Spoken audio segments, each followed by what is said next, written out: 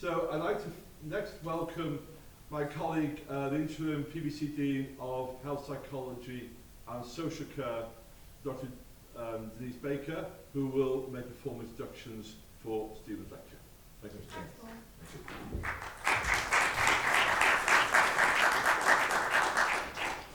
Welcome, colleagues. I'll just remember to turn my mic on so that you can hear me. Although that's not usually a problem that I have, it has to be said. So it gives me great pleasure to introduce Professor Stephen Wordsworth to you. Stephen originally qualified as an operating department practitioner, they were then called assistants, after finding himself volunteering in a hospital for a period of time. He qualified in 1990 and then took up a post at Castle Hill Hospital in East Yorkshire, specialising in cardiothoracic surgery before diversifying into other specialities. He has been driven by a sense that he wanted to improve the care of patients in the operating theatre, and he started lecturing in a then nursing school on a part-time basis. He then followed that with a full-time post at West Yorkshire College for Healthcare Studies before being transferred to the University of Huddersfield as part of the move of health professions into higher education. Stephen was subsequently appointed as a senior lecturer at Sheffield Hallam University, while also carrying out the role of NVQ Centre Manager. Ignited by the transformative potential of higher education, Stephen became involved in the development of the ODP profession in roles with the College of ODPs, both as executive member and deputy chair of education and standards. Stephen has gained extensive experience of professional and regulatory practice, during which time he has authored several national policy and curriculum documents, including the first ever higher education approved national curriculum. This led him to being involved in parliamentary lobbying and advising the NHS executive around ODP regulation. He was part of the team that set out the principles for the initial voluntary regulation of the profession in the NHS and subsequent statutory regulation with the Health and Care Professions Council in 2004. His work in the field has led him to undertake various consultancy roles in the sector, including advisor to the Welsh Assembly and most recently NHS Scotland in relation to the threshold level of qualification for ODPs there. He's also translated this experience internationally, providing masterclasses and workshops in a number of countries, most notably in the Middle East and Vietnam. His curriculum experience has also been applied to other aspirant professional groups, such as paramedics and sonographers.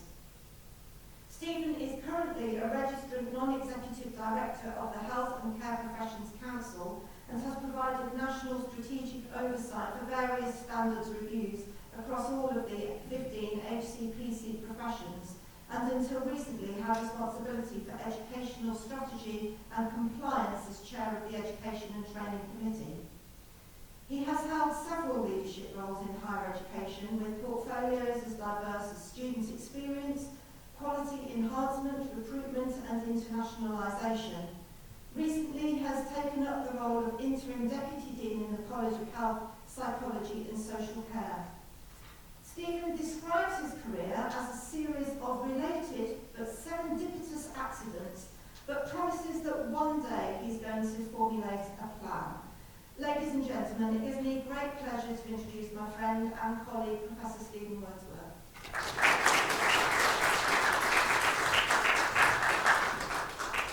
Thank you, Denise, for that very warm welcome, and thank you, colleagues, friends, family for joining in my inaugural lecture tonight. It's a great pleasure to be here.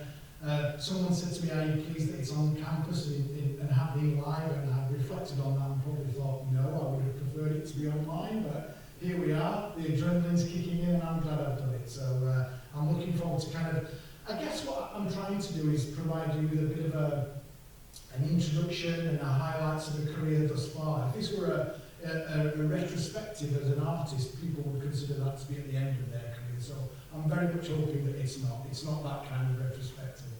What I want to do is bring to life my personal and professional career in terms of various strands of activity. And I think I've tried to give the balance between some different aspects of my work thus far, and hopefully you'll find that interesting as much as I probably do.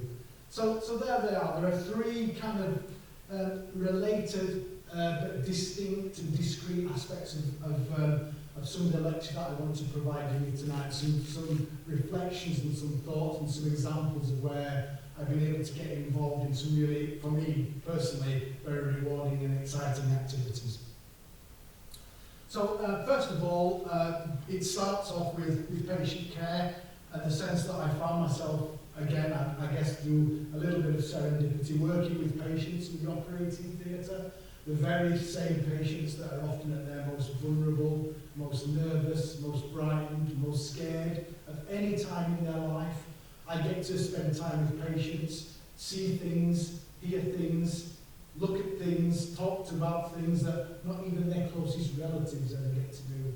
And that for me is a tremendous privilege and remains to be that to this day. But that's now allowed me to get involved in lots of other activities around pedagogy, so curriculum development, and obviously latterly in my career in terms of protection, but always coming back to that same core feature of how best to provide better and more patient-centred, person-centred care. So just kind of thinking about that from the point of view of various strands and areas of my work, so through clinical practice as an operating department practitioner, through my role in regulation and then in higher education. I've kind of tried to, they don't quite interweave, but I've come back to those certain themes, certain dimensions, and back to the related, if you like, outputs on in terms of policy, research and curriculum that stem from some of those activities. Someone said to me, best thing to do is kind of a bit of ritual humiliation in the first place. So I thought I would do that. This is a kind of very personal journey and story for me. I would have never perhaps anticipated being here and having the privilege of doing this, but nevertheless I did. It's not a hard look story by any means. I don't want to portray that, but it probably wasn't the kind of trajectory that was probably first anticipated when I left school and started to do some A-levels. But I'm extremely kind of proud of what I've been able to achieve, but at the same time, you know, the help and support of many other people, too many to mention, have been able to get me to that particular point. This is me in the sunny uplands of just coming out of the barber shop in Rotherham. Trust me, Page Boy was particularly kind of, I guess, well, I was going to say fashionable, but probably not at the time. The second one is a really interesting, well for me it's a really grainy image, and I'm sorry I couldn't kind of blow that up, but there I am as a kind of fresh-faced, still doing a little bit of practice in the NHS, but really starting to kind of get the bug for teaching and learning, and that's probably the first conference that I went to support a group of students, and I'll reveal a little bit more about that later on, and then obviously to my doctoral studies that have been kind of used as part of I guess a catalyst for some of the research activity that I've continued to do. So what I want to start to kind of focus in a little bit of history really around this thing, this profession, this role, and my involvement in it called operating department practice. It's been described in a recent social media campaign as the best career that you've never heard of, and that's still the case. There are quite a few of us around, between 13 and 14,000 on the register working in hospital departments up and down the land, largely in the UK, but a number abroad. But if you ask anybody what you do, it's really difficult to describe. And people often refer to say, I work in the theatre, I'm a sort of nurse, but actually we're not. It's a separate and discrete profession, and I'm kind of proud of that. We've learned a lot and come a long way from support with nurses and from medics, surgeons and anaesthetists, but we stand here today as an independent profession in our own right. So I think it's important for me to kind of recognise and celebrate that. We're one of the 14 professions that make up the allied health professions family for the NHS in England. And as 2004, we took our place as one of the regulated professions with the Health and Care Professions Council. And as I go through this, some of that my work will probably kind of demonstrate how I've been involved in some of those conversations and some of the activities to cement that practice. Just to kind of give some context to that, this is a quote, if you like, or a vision statement from the Centre for Perioperative Practice.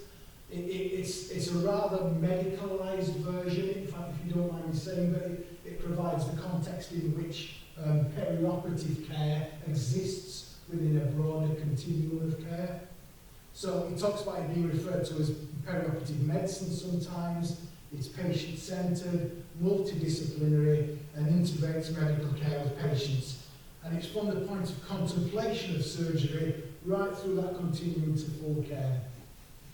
So if you were to look at the kind of various phases there is often, well, there will be in that continuum of care a kind of complete referral stage, and at this stage here pre-assessment as well, and that can loop round again until the patient episode, the patient journey is complete. But I'm particularly, but not exclusively, but particularly interested in this little zone in the middle that we call the intraoperative phase. And that's where much of my work and activity has centred as the ODP profession has developed into three very distinct areas. So the first one being in the anaesthetic phase, so providing airway support to patients undergoing anaesthesia, not necessarily general anaesthesia, it could be local anaesthesia, regional as well as spinal anaesthesia as well. Pictures of an anaesthetic room, most people that's the last thing they probably see before they go into an operation, because at that point they'll be anaesthetised. But once you're through the other double doors, as it were, typical operating theatre there, and in the middle the ODP would provide the kind of care around it, providing a sterile and aseptic field. We talk about the scrub role, so that's where you're working with the surgical team in gloves and gown, providing either care for the patient from the aseptic technique point of view, or you can have roles involved in equipment and in invasive procedures as well. And then the recovery phase, sometimes referred to that as post-anaesthetic, where essentially we're trying to kind of wake you back up into a normal state of being as pain-free as possible. So that's the location of that area of particular practice that the ODP role has developed into. But it wasn't always like that. And actually, if you like, the antecedents of the role are steeped in history, and I thought I would kind of, that's an oil-on-canvas painting from Moorfields Eye Hospital archive there, and it talks about various different roles in the theatre, anglers, surgerymen, box boys and beadles, and I'll read that out just so you can get a sense of that. In those days, since all eye operations had to be performed without anaesthetic, at least 4 or 5 assistants had to be employed to hold the patient down. The division's labour was as follows: 1 assistant to fix the patient's head, 1 to depress the lower eyelid, fix the chin, and 1 to confine the arms and upper part of the body, and 1 to secure the legs and lower part of the trunk. Essentially, providing some kind of patient care in a very, very limited sense. But nevertheless, the trajectory began. Yeah? So that's a really interesting kind of oil-on-canvas portrait. And we know from records going back that these guys, the handlers and surgerymen, the box boys and the beadles, there is a lineage to the modern role. I'll just read you a quote out from Edward Morris, who wrote a history of London Hospital. So this is, put yourself in the view of the patient. The bell which sounded was before an operation to call all the assistants to hold down the patient. A bell whose terrible clang could be heard by every shivering patient in the building. Often a little child, a bell with a voice loud enough and harsh enough to wake up the whole of Whitechapel. So that's somebody in the back of that role there was ringing the bell to warn people that an operation was about to start. Not to necessarily get people there to perform the operation, but to watch, to do this, to sit in a theatre, yeah, to observe, as a form of amusement.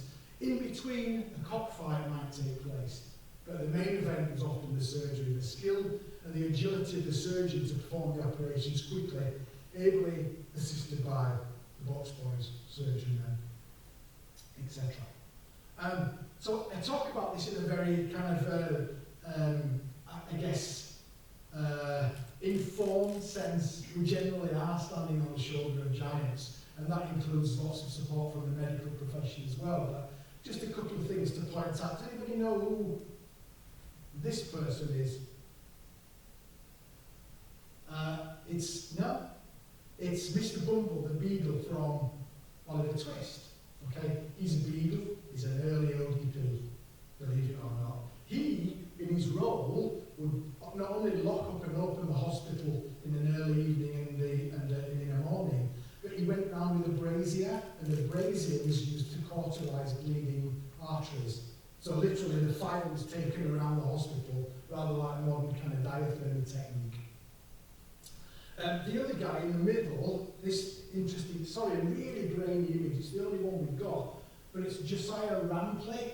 And Rampley was employed as a beadle at Barts, and actually when I come on to it, is really kind of famous antecedents of the role. The next one up is a really a kind of important chap called Fred Whedon, and Fred Whedon was actually appointed as a box boy in the late 1930s still, and ended up being the first co-chair of the operating department assistants professional body, ably supported by a number of important medics. So a really interesting kind of journey there, to the point of initial qualifications that arose from some various reports. The Lewin report in 1970 and the Bevan report later on. And interestingly, both of these reports commented on the lack of staff working in the operating theatres. Sounds familiar, doesn't it? Not enough staff. So, on the shoulders of giants. Again, really briefly there, the guy there is, anybody know this, beneath this? It's a chap called McGill. McGill, if you get into the trade, McGill invented everything. Forceps, tubes, restraints, techniques, all kind of thing. He really is, right up on the upper echelons, and worked for a little bit of time supporting surgeons that were involved in some of the early developments in plastic surgery, that came out of the Guinea Pig Club from the Air Forcemen that were injured in World War II. But the equipment there that you can see was made by McGill and this theatre attendant. Yeah, he in his history and his memoirs, he records that without these guys, he couldn't have done what he did, because they didn't go away and make the stuff. This is Rampley, Josiah Rampley, there he is again. Josiah Rampley's sponge holders. Doesn't sound very amazing, does it? But let me tell you, they're one of the most important and useful pieces of equipment that you can use in an operation. We use them for all kinds of things, not least of all prepping, cleaning the patient's skin with the sponge holder. But actually here you see two sponge holders being really effectively used. It looks to me like it's a hernia repair. So they're very much the antecedents, if you like, of the modern profession. So, where do I come in? Well, after qualifying up in East Yorkshire, I'd spent quite a lot of time spending most of my development doing anaesthetics, but some surgery. I'd been around a number of hospital sites. I'd worked in the independent sector as well at the NHS. And there were a couple of things, many things that started to emerge for me that at the time I was immensely kind of concerned about, worried about, but at the same time rather privileged to be involved in. So there were a couple of incidents that cropped up, one of which I'll talk about in a little while, but I'd started to kind of formulate in my own mind, how could I best get involved?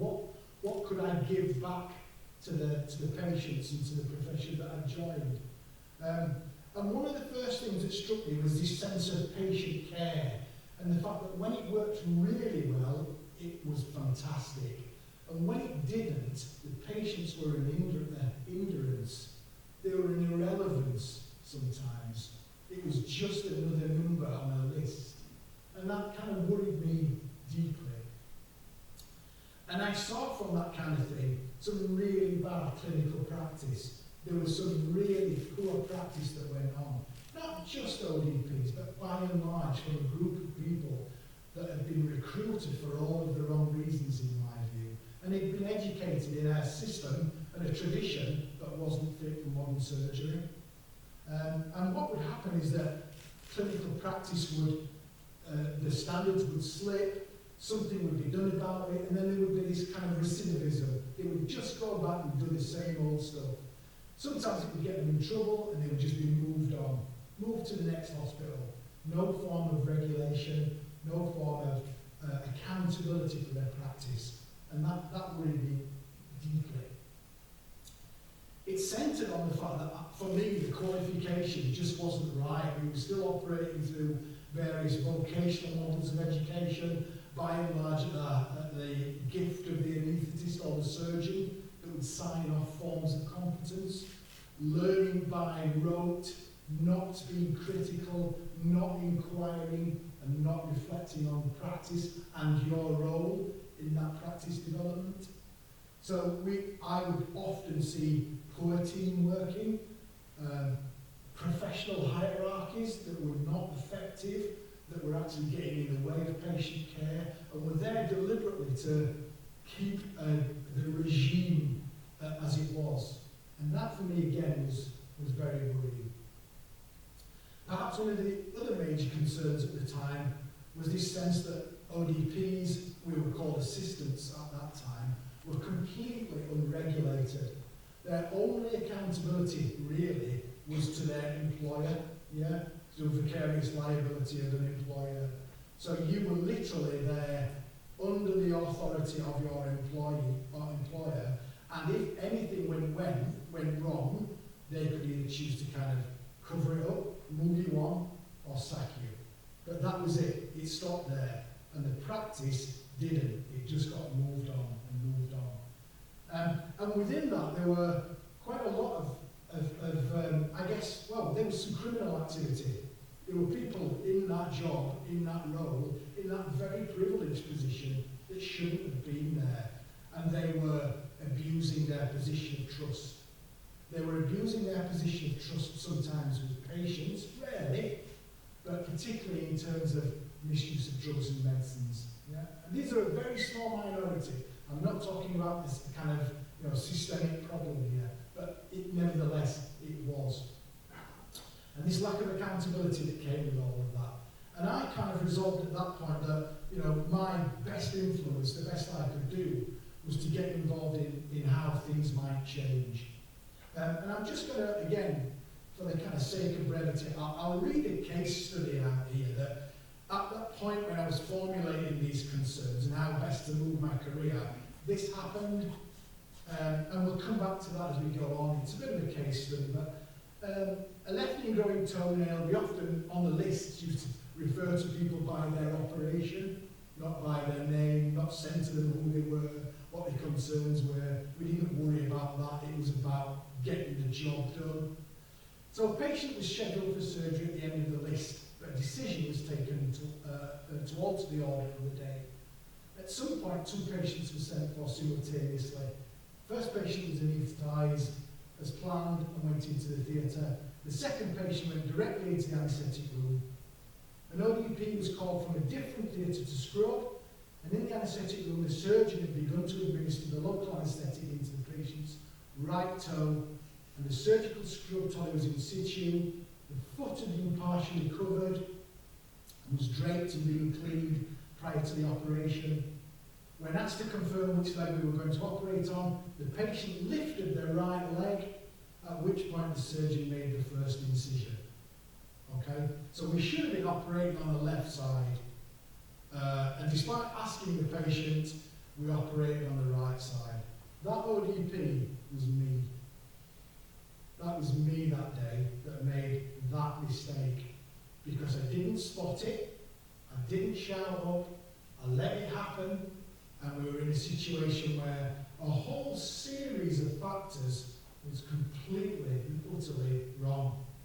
Yeah, it's a kind of, if you would design something to go wrong, that's the example there. And that had a profound effect on me. It was, people said, just a toenail? Really? That could have been anything, couldn't it? And, you know, that really did have a lasting impact on how I would go about then in terms of my career and my future efforts to stop that from happening again, wherever possible. I'll come back to that. Was that an isolated incident? No, it wasn't. It was pretty isolated in the operating theatre I worked at. I have seen other examples. But if you build up a picture of that kind of activity going on across the country, nationally, worldwide, it becomes a bit of an issue, a big issue to be perfectly honest. And there was, and still is to some degree, a failure of the existing safety culture. Typically, it's the example I gave there of left or right, wrong side surgery, operating on the wrong limb. Yeah? Sometimes when we turn the patient over prone, it's easy to forget which is left and right. Your left, my left. But it happens. Yeah? Surgeon at some point decides he's going to stand on the wrong side of the table than he normally does. He, she. All sorts of things can kind of start a snowball effect of problems. And one of the real original problems with the kind of when things go wrong was this idea of the wrong prosthesis. So putting in the wrong thing, wrong size usually, not for that patient. Could be the wrong side as well. And one other thing that came from the initial work on looking at safety culture, which was added later, they're the original two. The other one was added later was this sense of retained foreign objects. These are examples there of the wrong hip. It's a charm hip originally, that one. And there are some artery forceps been left in the chest cavity there as well. So they're examples, but there are others. One of them being safe anesthesia. So the maintenance of the patient's airway. It could be because of a dislodged tube or a blockage, equipment, maladministration, that kind of thing.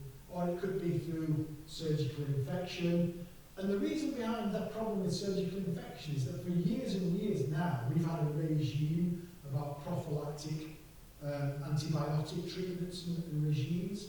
If given at the right time, approximately an hour before surgery, in the right dosage to the right patient, you can almost guarantee, unless there's been a catastrophic failure in the operating theatre, decent prophylaxis from infection. But that's the problem. We still can't guarantee that those protocols happen when they should, despite all of the evidence. And finally, that sense of surgical team working, not being at its optimum. How to optimize a culture that is deliberately designed not for people to make a fuss, not to declare a concern, but to get on with it for the sake of the patient and to understand that to work differently, sometimes cutting the corners would mean that we would be more productive. Yeah?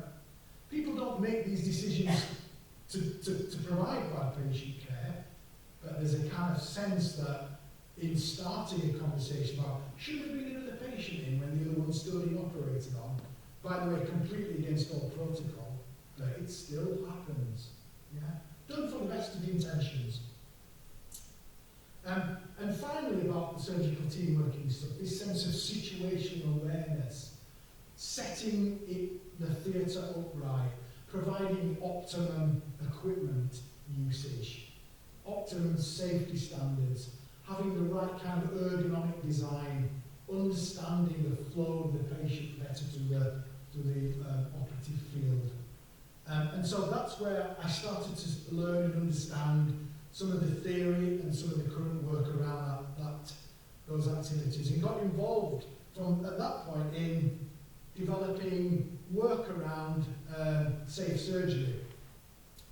The beginnings of this are simple really. From the 70s, largely, in the US, there'd been a growing, I guess, almost an evangelical movement among some particular surgeons to become the best in the world, to reduce the risk to patients, and to actually use that as a method. The American healthcare system is set up differently to ours, as a method, as a means of saying we're the best because we're the safest, not because we're the quickest.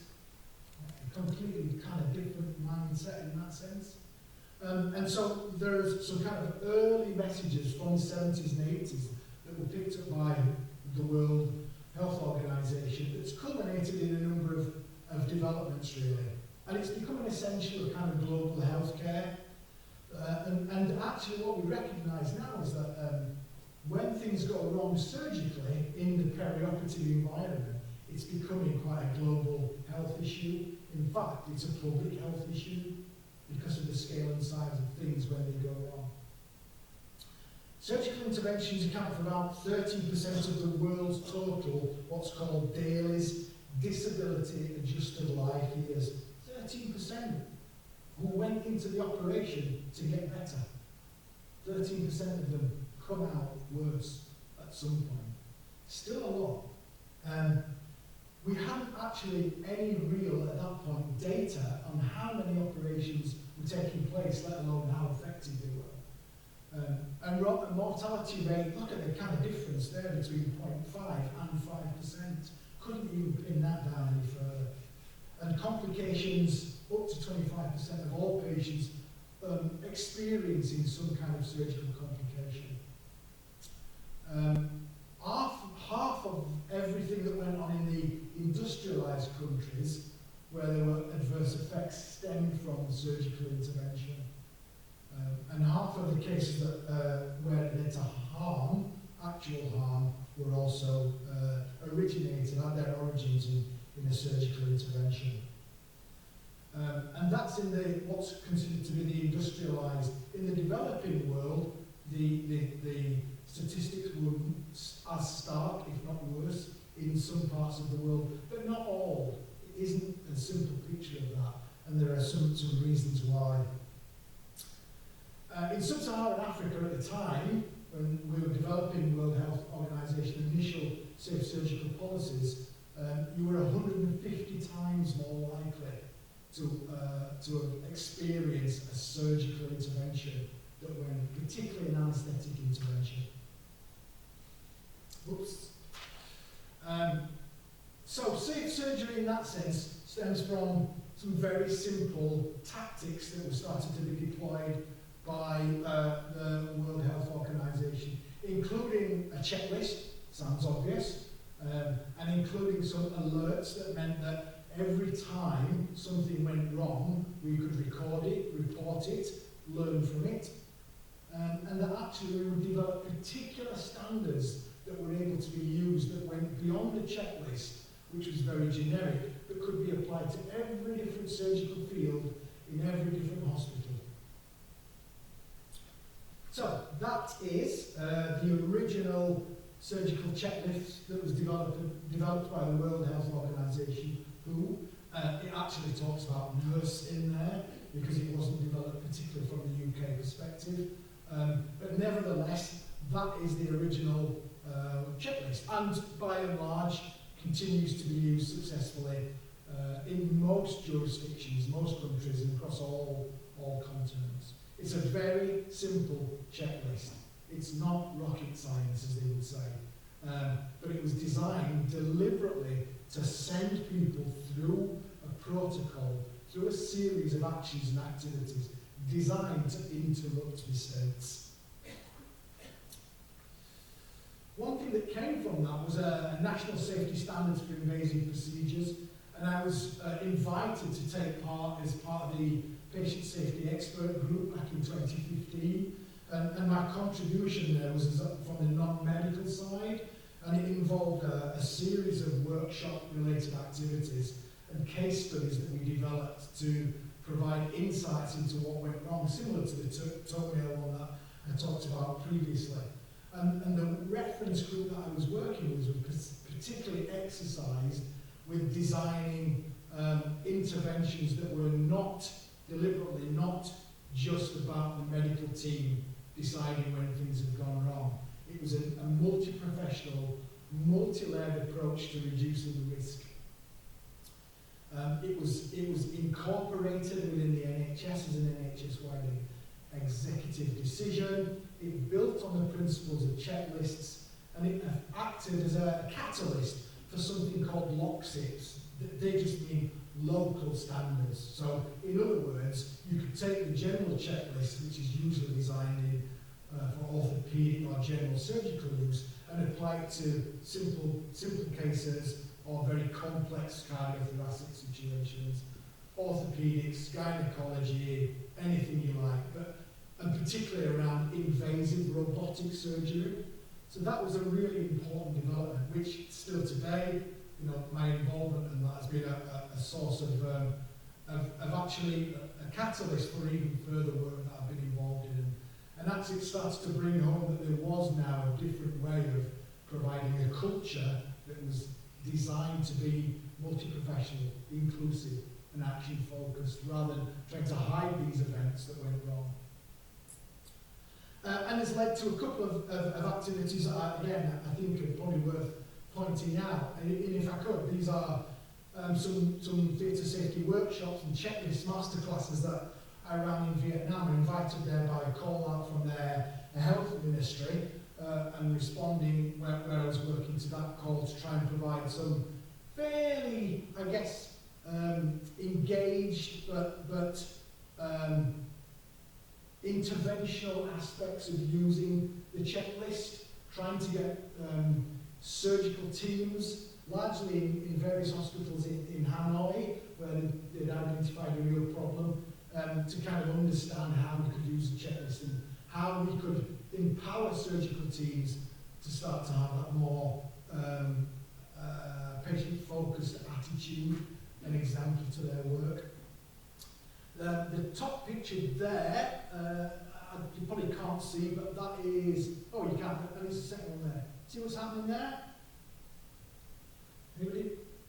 It's a baby. Yeah, it's a C-section, cesarean section, and that's at the point of obviously delivery there. And the reason why I was in that, why I was in there was because there had been a higher incidence of surgical sepsis, infection, and medical and surgical error post-operatively in gynecology and in obstetric surgery in that particular hospital. This one is in a separate hospital across town, still in Hanoi, and this is a robot working on really small neonatal children with cardiac heart defects. Almost no incidents of patient safety going wrong. Yeah? Purely and simply because they had taken the principles of the checklist and designed something very simple to go along with this complex intervention. Whereas what was considered to be fairly standard stuff was allowing mistakes to take place. And the other one, a similar one here where we're doing, I think it's, they're doing some laparoscopic work there. So that was a really interesting piece of work that I got involved in. And likewise, similarly in Q8, looking at some, I guess, similar skills, but here looking at what we started to describe as some non-technical activities. So I was particularly interested in how we were able to help their theatre teams, largely in private sector, but not exclusively, private sector hospitals, to get to understand a better culture, team working in its essence really, which has been identified again through the Ministry of Education as not being where it should be. Healthcare in the Middle East is the resources are immense. You know, you walk into an operating theatre there and it really is all bells and whistles. There's nothing that you couldn't want for. But there's some very different, unique challenges that's going on there. Not least of all cultural, that's just one of many. But a real difference in hierarchy and cultures that almost were seeming to collide in the operating theatre rather than come together. And that was a source of concern and poor practice in certain areas. And so I was able to kind of go in and work with them in terms of some Some of those communication, team working, technical skills, what we would call things that should never happen, but it should never happen is what often gets said. Yeah? And that but it should never happen, really we're talking about something called never events, is a better way of describing them. So never events are those kind of things, literally, that should never happen, but do. They're the kind of things that happen and have happened before and are repeated. It's not a one-off thing. It can't be a one-off thing for it to be a never event. It has to have a history and a pattern to be recorded.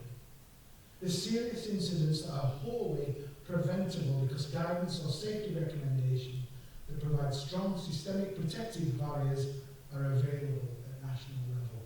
That's the definition that the NHSI operates with in the NHS in England. So we're talking about something there that is wholly avoidable and has been seen before, and we've put interventions in place to try and stop it. Its term really again stems out of the US in the 70s, particularly a chap called Ken Keyser, who was a surgeon originally, I believe, but was working in a patient safety role, and he started to kind of formulate a sense that these things were happening on a routine and regular basis, but everybody kept saying, well, it should never happen, but it did. Okay, this is the latest set of data from the UK, particularly from NHS England. It's collected on a quarterly basis. It's now a statutory requirement for all hospitals to report this kind of stuff in. It may be a little bit difficult, hopefully not for you to see, but I can point out some of the key features there. It's essentially an amalgam of all the data from potentially 223 different NHS trust sites, 3,282 operating theatres across that English landscape. And so the data is still very clear. If you look at the grey line, this one here, we're talking about what's considered to be retained foreign objects post-procedure.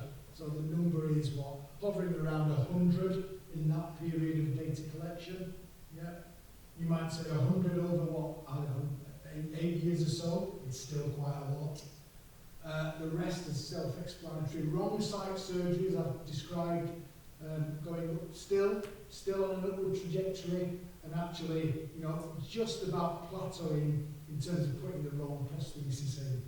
So these kind of things are still happening despite all the patient safety activities that have gone on before. I've just had a 10-minute warning, so I'm going to flick through a few if I could. So early work was really about looking at where has these kind of never events happened before, and the clinical human factors group started to define activities, which was set up by a chap called Martin Bromley, whose wife died during anaesthesia. So very personal accounts of what went wrong has provided a catalyst for the human factors group to look at where could we learn from other industries, and these are some of the patient safety critical industries that we have done. And it's really about the power of persuasion. Has anybody come across that? That's a gentleman's urinal. Yeah, that isn't a fly on the porcelain, it's painted on deliberately. I'll leave you to guess why. But what we're trying to do here is change people's behaviours. Yeah, I won't dwell on that one.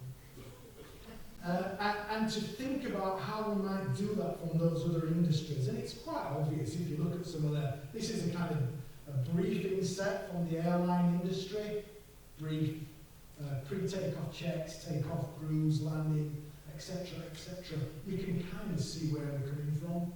Again, it makes some pretty obvious sense of why we might learn from others in this sector.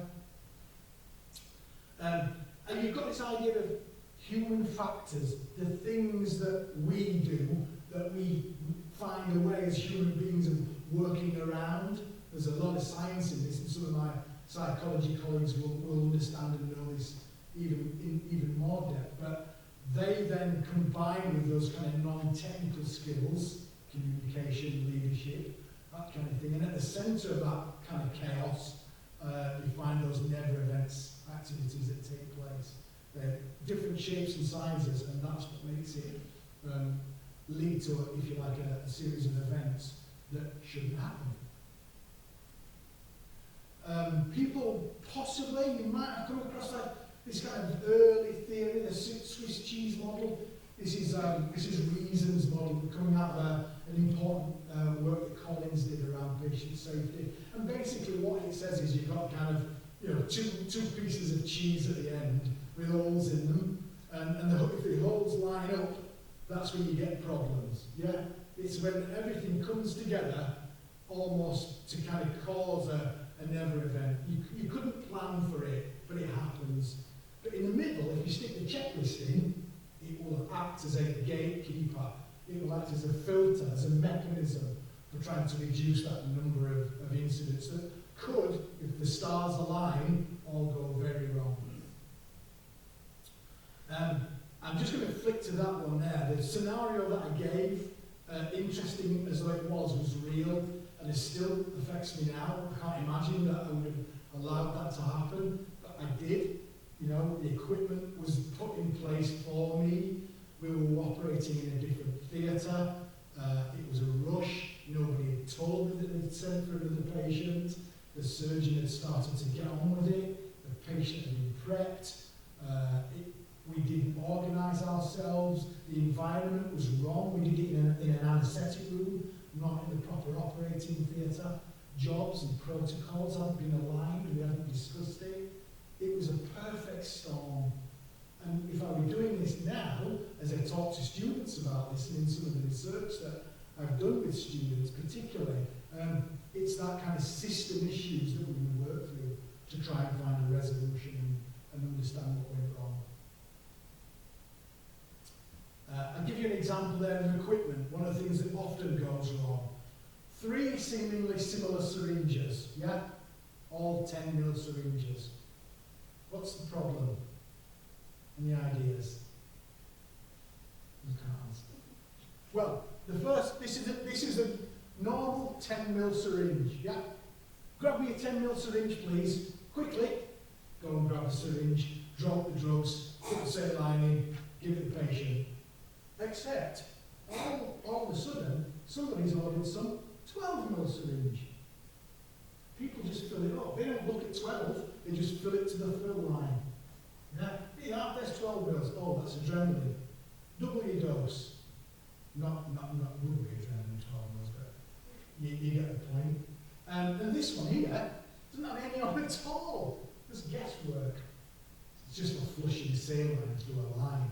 But can you see the equipment aligning there in the wrong situation, in the wrong hands, is a recipe for disaster.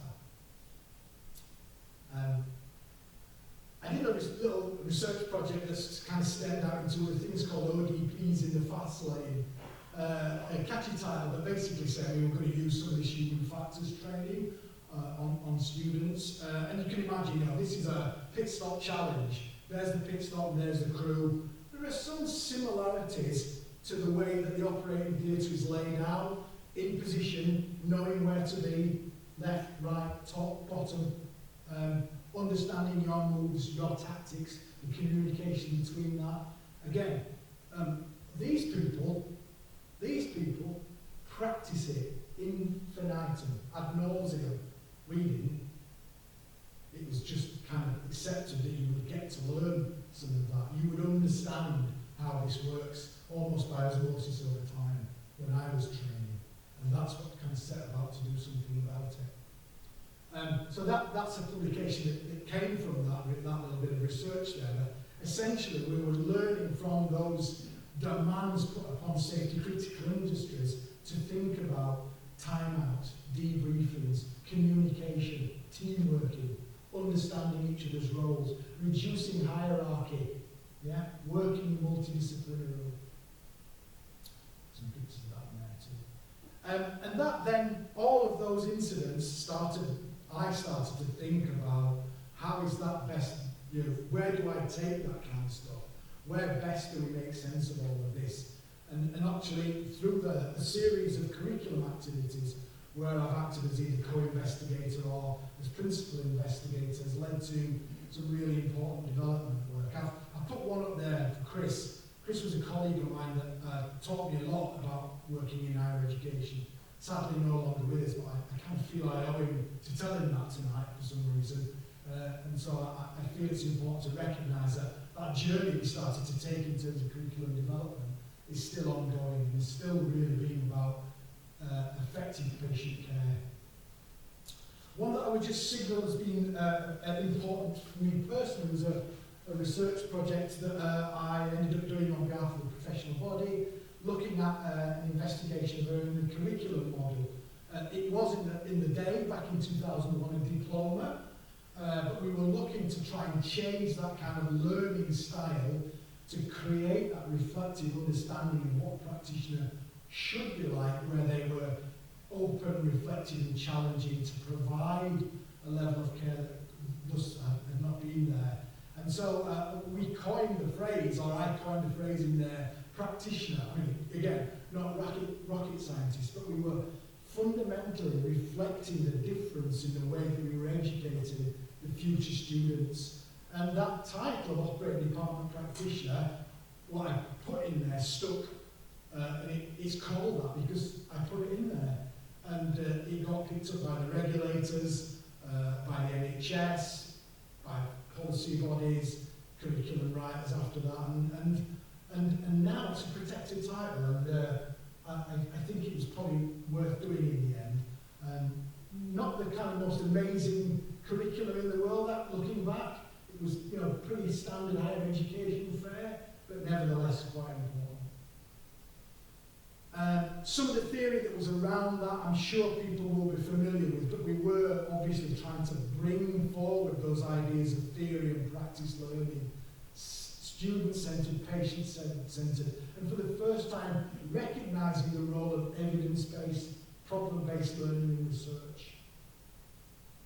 I've also chaired various stages or been part of other groups that have been curriculum derived, often with a research element to them, and I've just put examples of up there, but right through this sense of development of curriculum as the professions have developed to this idea of scope of practice, and to start to define legally what it is an ODP can do, can't do, or should be able to do. And so that work is still ongoing.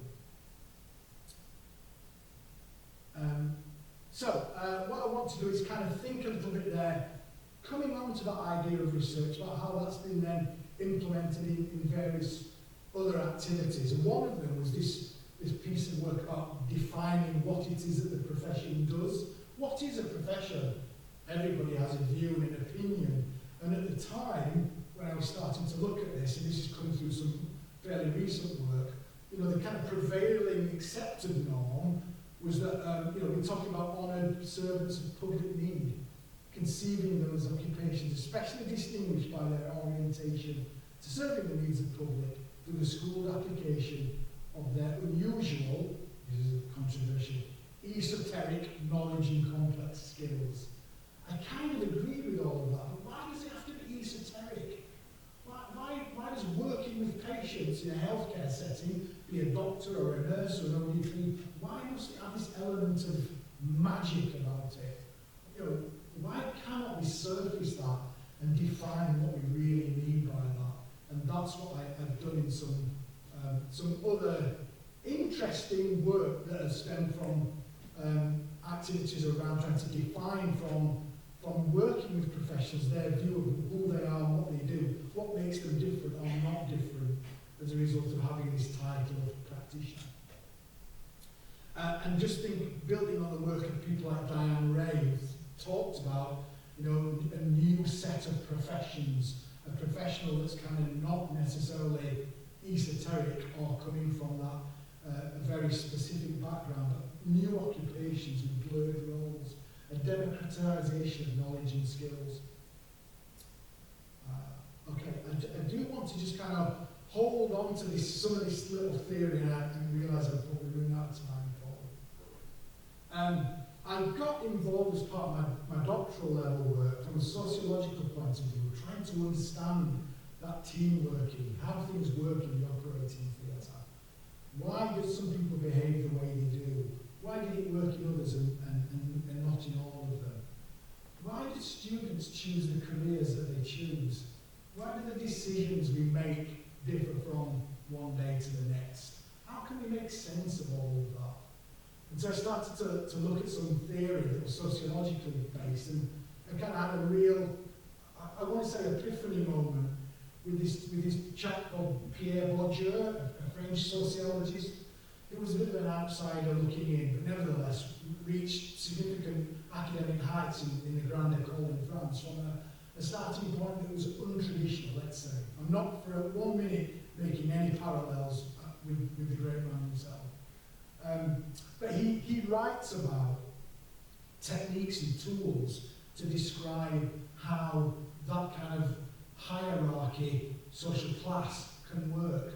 Not in a pejorative sense, but just to explain it. He doesn't come at it from a kind of Marxist perspective about some people are high up and some people are not. He just says it is, this is it, understand it. Yeah, understand for what it is. And he talks about field being a kind of site of complexity. We could be in an operating theatre as a field. Higher education is a field of a discourse and a discipline. Sometimes we're in a personal field in our home lives, our work lives, and different. Occasionally those fields collide. And from the original French, field is a scene or a site of combat.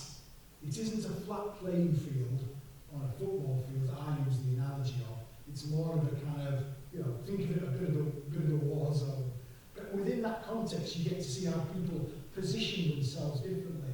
They take up roles within the field. They'll legitimise their practice in the way they do things through this concept of field. And their legitimacy comes from this idea of capital. People may be familiar with that as more of a commonly used term. Bourdieu asks us to be careful about just using capital on its own, because it is, in of itself, one of the same part of the coin. Capital is the other side of habitus. They're the kind of way that capital, owning expertise or knowledge or connections or people or activities or a sense of distinction that comes from your particular use of capital, is actually then embodied in the habitus, the way we are, the way we do things. And all this suddenly made sense for me in operating theatre. You've got people doing some very complex stuff together in a team, but operating, literally, on a very different kind of capital play, a different field, a different set of distinctions in their knowledge and experience, and in their worldview, the way they perceive the world. As I say, I've used that model to try and understand and to move forward in understanding not only how curriculums develop, but how higher education models develop, and how, in some sense, higher education is both transformative and at the same time perpetuates the same kind of field of discipline and discourse and hierarchy that Bourdieu describes it can do. But nevertheless, interesting work and stuff that I've continued to use in some of my kind of academic thinking and discourse to this day. But what that led to was this sense of the genealogy of a profession. Understanding that meant that I was understanding how to legitimise professionalism, to decodify it, to demystify it, to explain it, to understand it a little bit. And actually, going back to another French theorist, it's Foucault that describes that sense of genealogy when something becomes almost legitimised, often through the state or through a kind of collective consciousness within the public's mind, within a sense of this is acceptable and this isn't. And that genealogy really developed for the ODP profession once we got to the point where statutory regulation for our group of practitioners was recognised. We were at the point of genealogy and legitimised through the sense that we were considered their professional on the register, but subject to statutory regulation, and therefore, there was a sense that the state could intervene in what was happening what worked well and what didn't. That kind of discipline. Some activities that I got involved in, I think we've described. You know, I've done some position statement work and some regulation drafting for the DH. Helen Jones was a really important figure in our story. She was the MP for Warrington North and had a private members bill and stood up and told Parliament how brilliant we were. People listened to her. Lo and behold.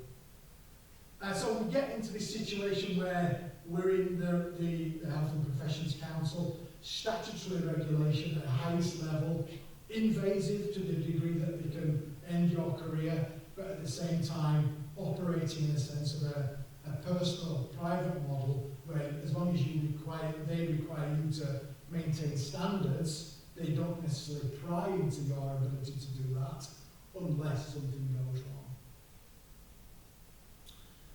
So that's the raison d'etre, if you like, is to safeguard the health and well-being of persons using or needing the service of registrants. There are 15 regulated professions at the moment. There were 16, but they were really careless and lost the social workers.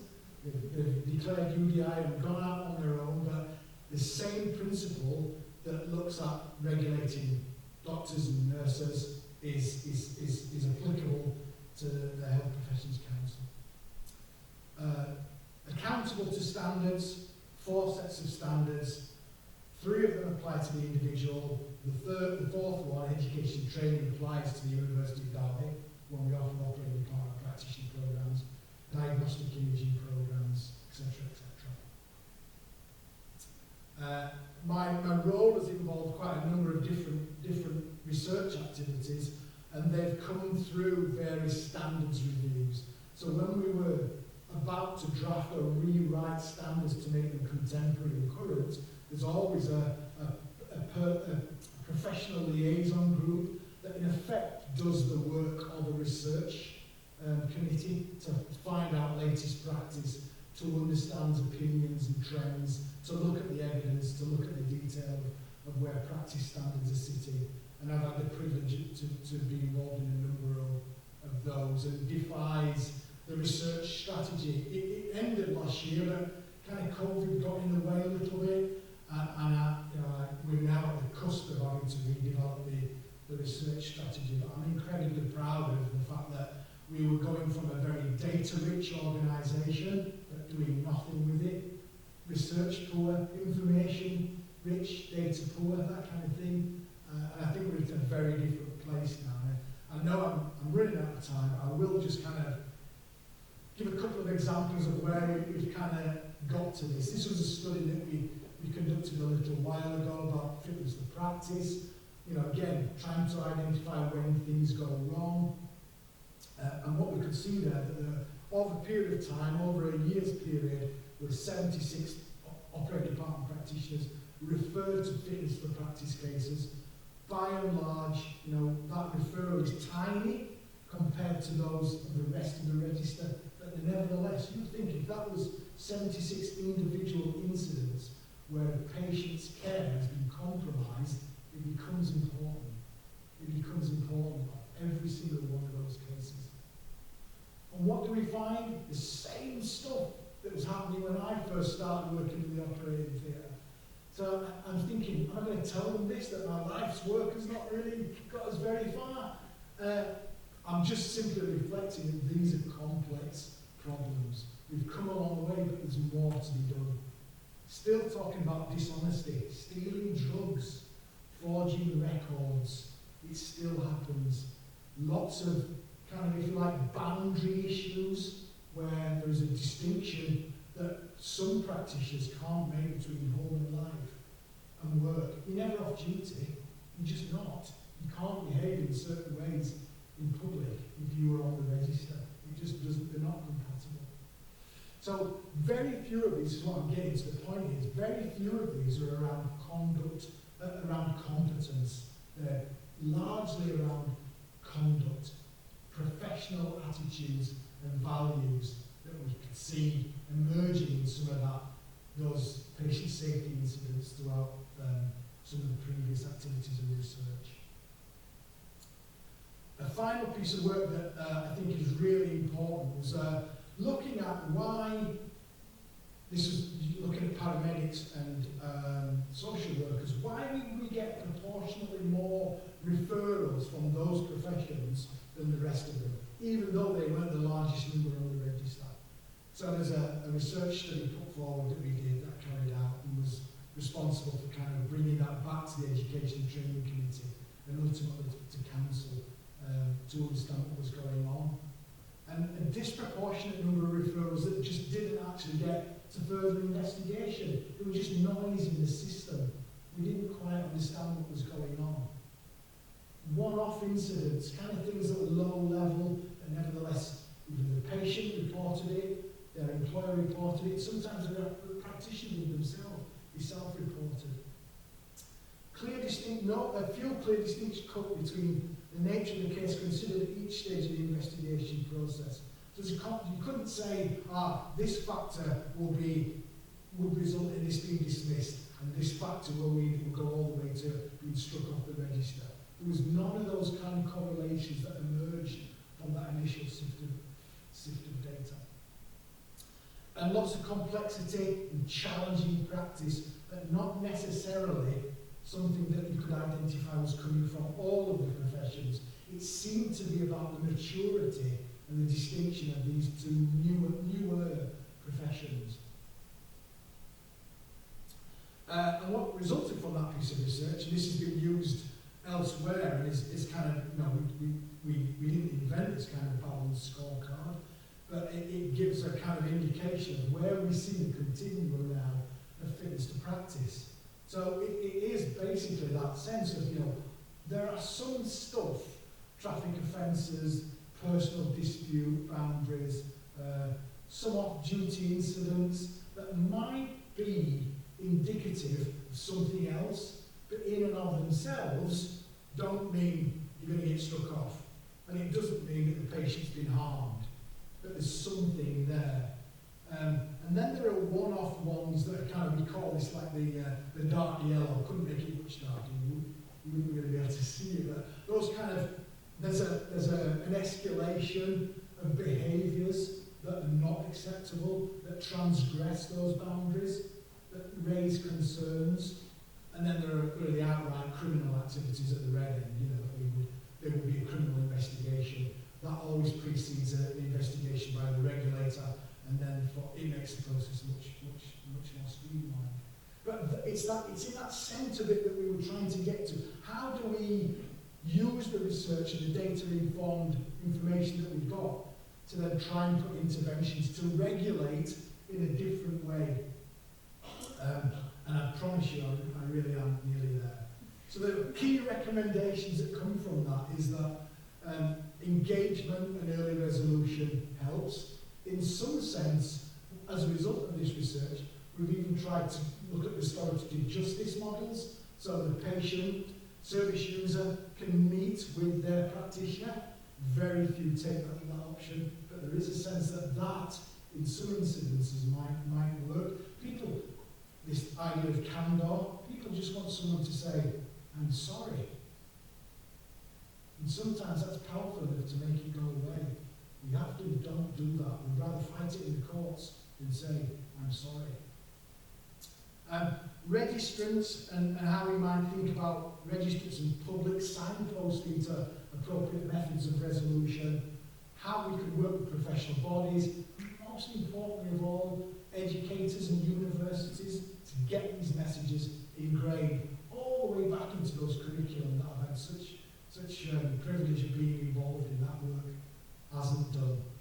How does that link in with systems regulators? Yeah, is there something going on, for example, like what happened with the North Staffordshire there?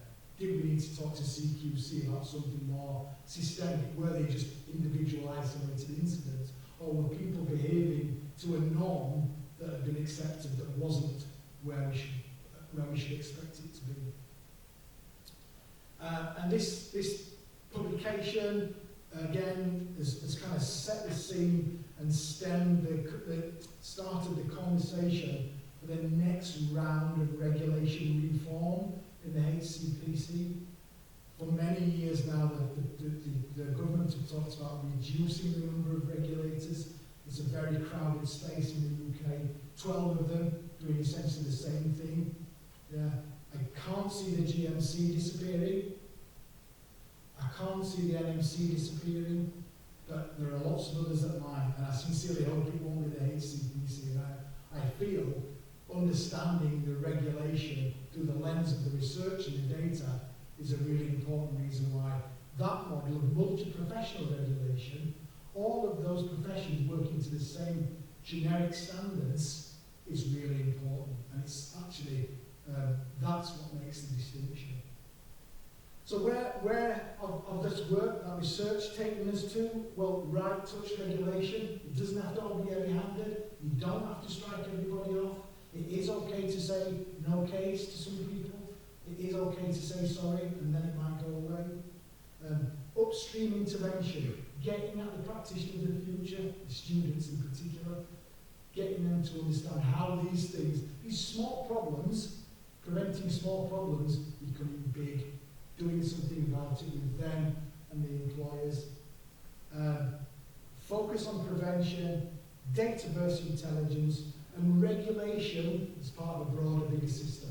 Understanding the context in which regulation of healthcare practitioners exists within the field, a different discourse of either employment, of hospitals, in terms of public discourse, in terms of social care, all of those different activities that create this ecosystem of regulation.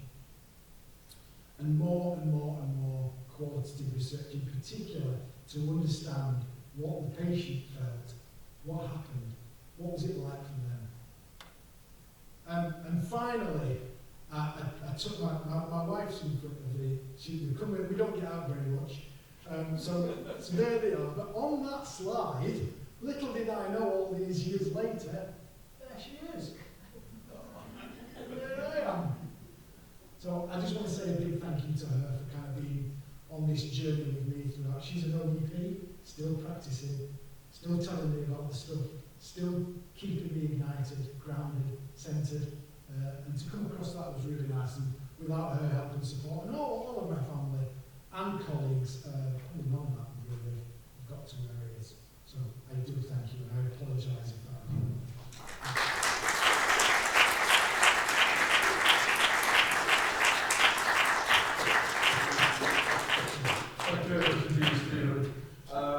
That actually personally resonated quite a lot with me because I'm the son of a surgeon and my mother was a theatre sister. And yes. Any questions, colleagues? Any questions? This is about what my first interaction was. Please. I've got one, thank you. So where next for Operating Department Practitioners, Stephen? Okay, the next thing is I'm involved in a national consultation on prescribing, so the ability for all ODPS to give drugs under certain conditions. There is I won't say loopholes, but there are legal mechanisms that allow them to give drugs, medications right now. It's very complicated and tortuous, and it means that it interrupts the patient care pathway because you've got to say, oh, do you mind signing this? Well, actually, the patient needs the drugs when they need the drugs. So that's a really important piece of work. That operates at a glacial pace. You know, the ice caps will melt before the legislation probably gets there, but it is kind of ticking along a little bit. You're fighting the medicines regulation, all kinds of stuff really, but it is an important development. And I think, morally, the case has been won. It just needs to happen. The other thing I would see is the sense that the profession, COVID has shone a lens and a light on the profession that probably hasn't been there before. And many of us, including people in this room, were deployed to go to intensive care units, cardiac care units, providing intensive therapy to ventilated patients. One of the things that's always been quite strong in the bucket of the skill set has been airway management, and so if you can manage an airway here, you could do it anywhere. And I think there's been a recognition that some of that skill set in the current current climate of the NHS could be used elsewhere. So that may be advanced practice. Yeah. Hi, good Kath. presentation. Thank you.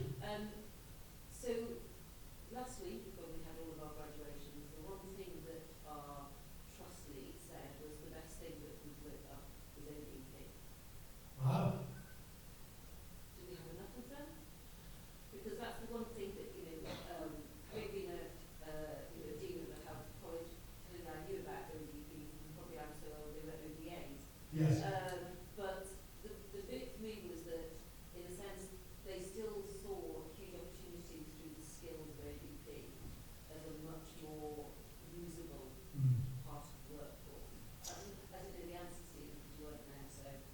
The answer, Kath, is, and that's great to hear good comments, the answer is there aren't enough ODPs nationally.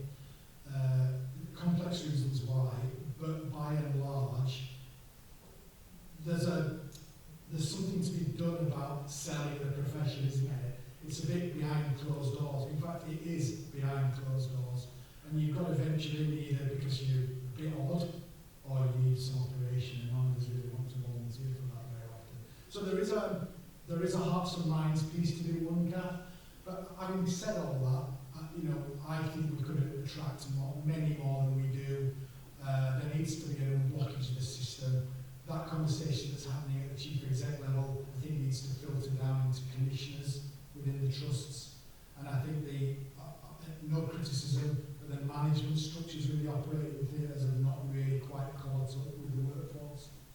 But we could do all of those. We could do all of those, yeah, we could do all of those. We could do all of that. And I have to say, and the reason why in part I came to Derby was because of involvement in conversations with people like Denise.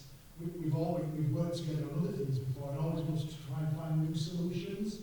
And Derby was thinking about doing things differently a couple of years ago. Why couldn't we do the ODP program? All of that technical and non-technical skills put online. And we have. Through an apprenticeship model, we could fast track it. We could have master's routes. It's endless, but we kind of need the mandate to allow that to get past those early discussions about viability, because otherwise we're talking about niche products, and it shouldn't be. This demographic we're in now, the numbers of people waiting for operations is at a whole all-time high. It's higher than when Thatcher went into government, and there was a whole series of activities there in the Thatcherite government to transform the NHS, to provide more operating time, to demystify some of the regulation around all of that. And I mean, we by and large got there, but now we're way back. I mean, the waiting lists will be a public health issue. People will sadly get worse. But there's things we can do about it. Hi, Hi. just in the online space, obviously, but I'm really interested in how you could develop the interprofessional, multi-professional in the institution here. I come from an emergency department, advanced life support and resuscitation background. My clinical career as a nurse, so there's real potential there about what you were just saying. I would agree, and actually I'm at that point in my career where, come full circle like that. I would go into the operating theatre when I was first training, and it would be, there could be conflict. There were hierarchies, there were traditional roles and responsibilities between ODAs, ODPs and nurses. By and large, that's a conversation we've all won. What's next is how do we then work flexibly to provide some of those answers to those workforce problems we've got now. And it might not be about traditional boundaries, might it? Might be, if another colleague were here today who wants to talk, what about acute care and ICU? Why can't we have that practitioner that has a bit of all of that? We're having conversations now about what we do in terms of the rehabilitation space. Why does it have to be physiotherapy or an OT in that traditional model? Why can't there be this kind of, I hesitate to a hybrid skill set that translates all of those different professions? There's nothing to, the University of Derby wouldn't stop us, because we would innovate like that. Yes, but we would want to innovate like that, and we would want to explore that. We are the game changers. We need to convince others that there is there is merit in doing that and being bold enough to do it. One last question. Once again. Thank you very much. So, listen to the last part of your presentation. You were proposing a consolidation of the multiple bodies of regulation. Are we not risking going back to that hierarchical issue? Because coming from Africa, and specifically Ghana, where the physician, where the anesthetists have been put under the physician act, so they are called physician anesthesia. Yeah. Now, I have seen cases where the anesthetist actually wants to make a very good point, but because their regulation has been put under the MDC, sometimes face that challenge of telling the surgeon, you probably get in the front and so will you do this. So putting these specialized regulatory bodies into a few consolidated, wouldn't we risk that challenge again? Yes.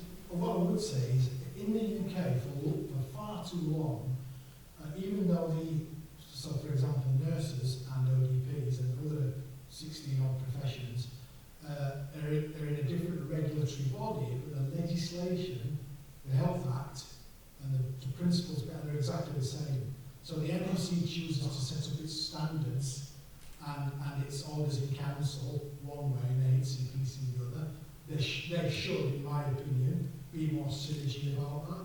The way we deal with fitness to practice case for a nurse or a medic should be the same, in my opinion. So there is some synergy there that's required, I think. Likewise, for far too long, the NMC could strike a nurse off, and that nurse could be duly qualified ODP and not tell us. Vice versa. So there is that kind of thing, that collaboration within that field, thinking about that competitive field that needs to happen. But where I would share that view is, so for example in the UK, it's a model of the physician's associate, physician assistant, has kind of emerged from the US.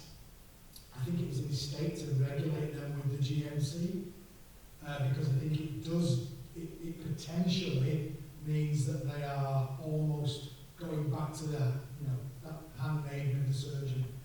I know they're not, and if they were in, they may have seen the audience. But my point is, I think there needs to be a different regulatory space there, I would say. But the issue is, as we move into this point of kind of diversification of those boundaries and the blurring of some of those professional roles, you can't regulate everything. And you shouldn't either, should you? I think. Do you? Do you tie everything down in regulation? I think if you do, you will probably never get the innovation that we need sometimes. So it's a balance.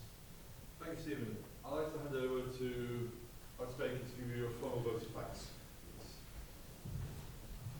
Stephen, thank you so much for a very informative lecture. I think my reflection is that we started off about hearing your professional journey and how almost by accident you ended up being incredibly influential in that profession. What struck me is that the patient has always been at the heart of what you wanted to do, whether it is working practically in the operating theatre or through your regulatory function and the educational function and experience that you've had. And you've truly informed the curriculum based on research and been an insignificant player in the field. I would just say that I'm not sure whether we should have been warned more about the pictures of operations or that haircut. That was